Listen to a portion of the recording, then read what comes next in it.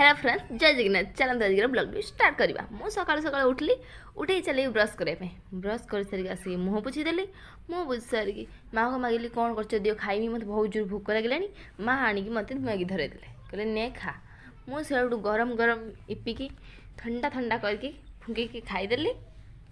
खाईदेकी आपण मानक मैगी भल लगे नहीं कमेंट करूँ। खाई सारी मुझे चली गाधेते।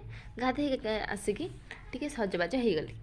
सजबाज हो सारापर फाइनाल लुकटी मोर एमती देखूँ। तापर माँ को कहली चल पखाड़ भात बाड़ी मुझे खाइमी, मत भोक लगे। माँ तापर पखाड़ भात बाड़े। पखाड़ भात खाइली। नाऊ तरकारी, कलाड़ू भजा, आचार, पियाज, बोईतालू फुल बरा, जन्नी छेचा, काकुड़ी लंका, पखाड़ भात पूरा टेस्ट होता। मु तो पखाड़ भात बाड़ेदेली। आपण मैंने खातु पीतु एंजॉय करतु। मोर ब्लॉग सैला। जय जगन्नाथ।